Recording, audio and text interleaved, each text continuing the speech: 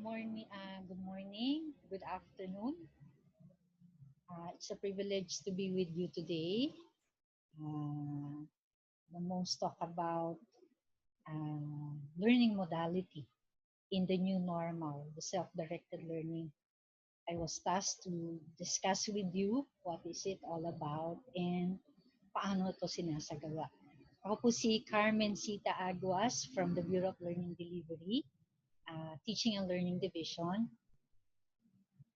Isa po akong teacher and at the same time guidance counselor.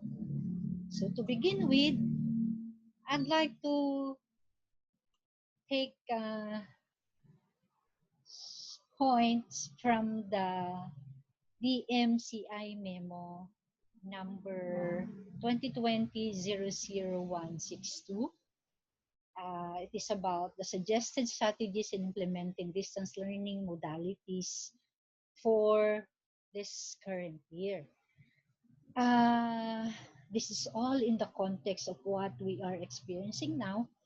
And it is also stipulated in DepEd Order number 001, series of 2020, entitled School Calendar and Activities for the School Year 2021.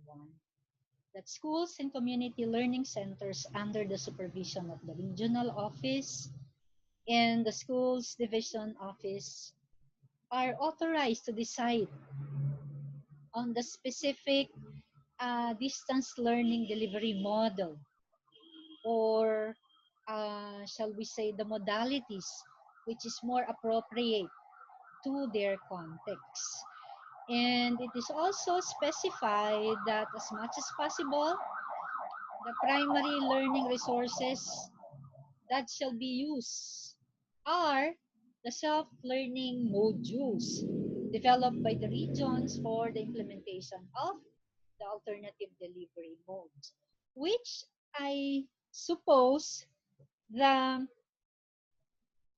material which the homeroom guidance is appropriately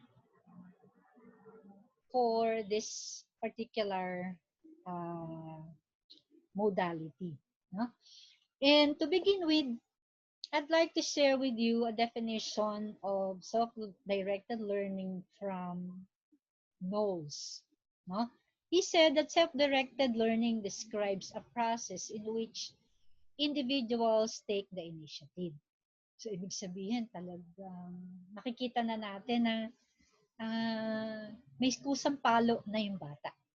With or without the help of others, he is able to do on his own. No? He is able to diagnose ano yung learning needs niya.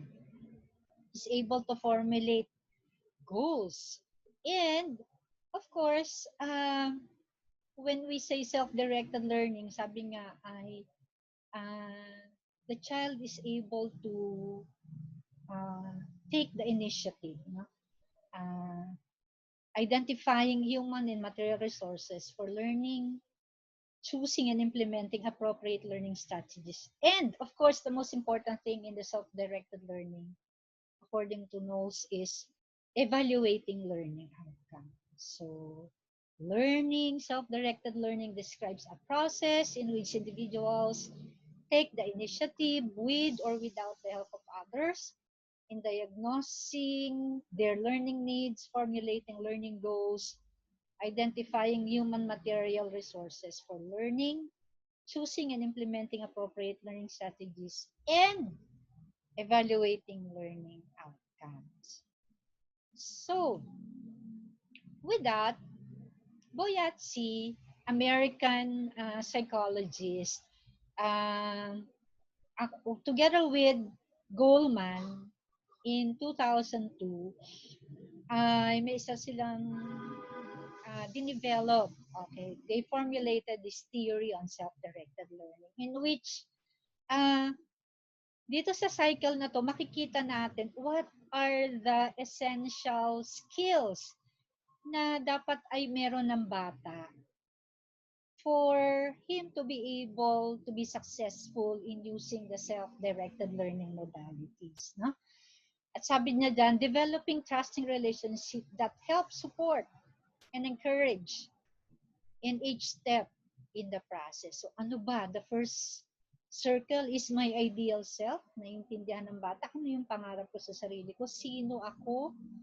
At ano ang aking idea kung ano ako at ano yung real self ko. And makikita dyan, ano yung gaps? Ano pa yung mga kailangan kong i-improve, tignan kung paano ko ito mapagyayaman. And the third is, ano yung strength na meron ako na pwede ko siyang i-build, no? At paano ko siya mapagyayaman bilang estudyante or ako bilang guro, ano yung mga hakbang na maaari kong ibigay sa aking mga estudyante na madidevelop yung kanilang real self, kasabay yung kanilang ideal self. No? At with that, ay magkakaroon daw siya ng practicing new behavior, building neutral pathways to mastery. So, meron siyang binigay na 5 steps paano natin matulungan ang ating mag-aaral sa konteksto ng self-directed learning. No? Sabi ng theory ni Boyatsi, ay magagawa daw nating matulungan para ma-develop ang skill na ito sa ating mga estudyante if we have these steps. No? The first is discovery. Focus on the discovery. Anong meron siya? Ano yung gusto niyang maging? No? And then the second discovery is we have to differentiate the real self from the ideal self.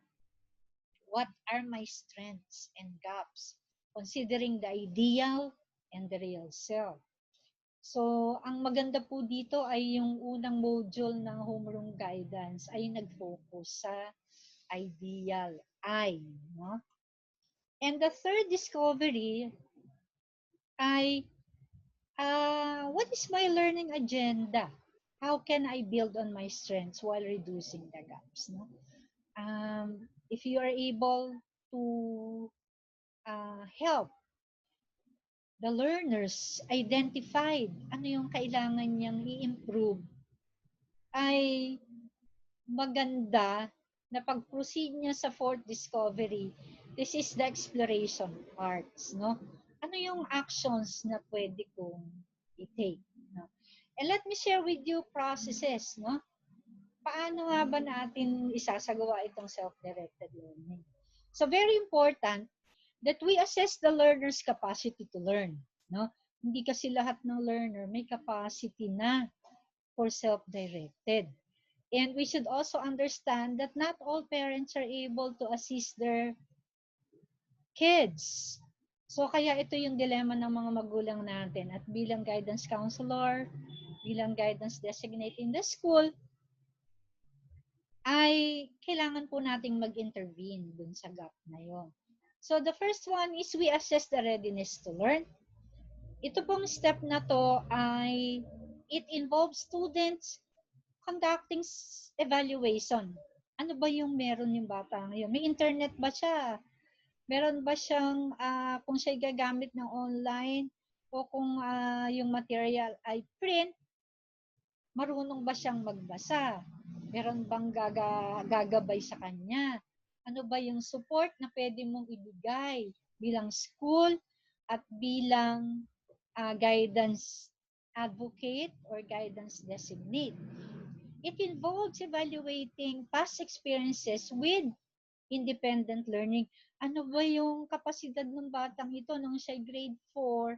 What is his or her capacity in terms of independent learning? So, ang tip po dyan ay masasabi natin na self-directed learning ready. Ang bata kung siya ay autonomous na Masipag ba siyang gumawa ng assignment nung face-to-face?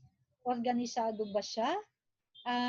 Nakakayanan ba niya yung self-discipline? Kasi sa self-directed materials, naroon yung mga specific minutes to work on a particular task. So, dapat makikita natin o maobserbahan natin sa kanya yung discipline siya. At the learner should be able to identify or communicate effectively and able to accept constructive feedback. Oo, kasi mag-feedback tayo every time na mag-submit ng learning materials ang bata sa atin. We have to provide feedback. Doon kasi nila malalaman kung tama ba yung ginawa nila or hindi. Then the second step is, of course, you set the goals between you and the students para maliwanag kung ano yung tatahakin yung inaasahan. Then, the third is the process of doing it. It's called engage in the learning process. Students need to understand themselves as learners in order to understand their needs as self-directed learning students. No? At syempre, para maging successful ang self-directed learning, they must be able to engage in self-reflection, self-evaluation of their learning goals, and progress in a unit of study. So sana po ay nagkaliwanagan tayo kung ano ang self-directed learning. So important that the child is already independent in terms of reading, comprehension, self-discipline, no? So, yun ang medyo challenge talaga sa atin bilang guidance designate na gagamit ng homeroom guidance materials. It is so important that we are able to see clearly the objectives and the tasks to be accomplished in each part of the module. Let me show you the parts. So, the first quarter module talks about I for the idea. So, di ba, sa self-directed, so important that you're able to identify the ideal self and the real self.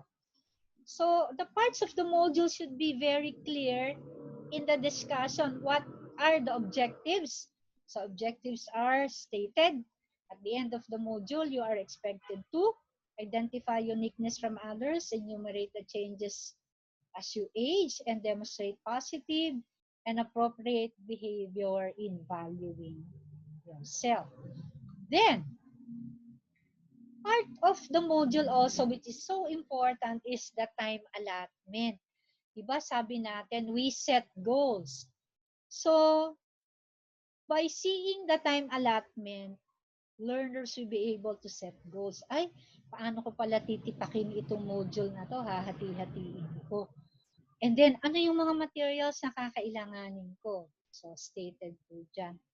Sa introduction, nakastate po ano yung meron natututunan ng bata for that particular task. No? Nakalagay din dyan, let's try this. In the let's try this is the actual activity na gagawain ng bata, na isasagawa niya. No? Nakalagay dito, paano niya isasagawa, ano ang laman ng mga activities na gagawin niya for that particular part. Then, matapos dyan, may processing questions na sasagutan ng bata doon sa batay sa mga nakaraan niyang ginawang activities sa Let's Try This. And then, possibly, this is a processing question. A learner may need assistance from the teacher. So, dito siguro ko connect si teacher or si advisor or si guidance designate para mapagyaman yung learning ng bata dito sa processing question. And then on the explore part, this is the most critical part because this is the application part. wherein the learner will be able to apply the learning task, no? Makikita niya dito kung ano nga ba yung discovery niya sa kanyang sarili, ano? And with this module nakalagay dito ay for the explore part ay it's all about me activity. So dito na siya gagawa. Ito na yung kanyang application. At maaaring ito yung kanyang isasubmit kay teacher. Pinaka-final output niya. And with that, we commend the team of Ma'am Jonah for really working hard in crafting this uh, particular materials on homeroom guidance. At nakakatuwa po dahil mula kinder hanggang grade 12, meron na tayong homeroom guidance most essential learning competencies. No? So, salamat po for the opportunity of joining with you this afternoon. I'd like to leave you with this quote, I never teach my pupils, I only provide conditions in which they can learn. So, hiniram ko po yan kay Albert Einstein.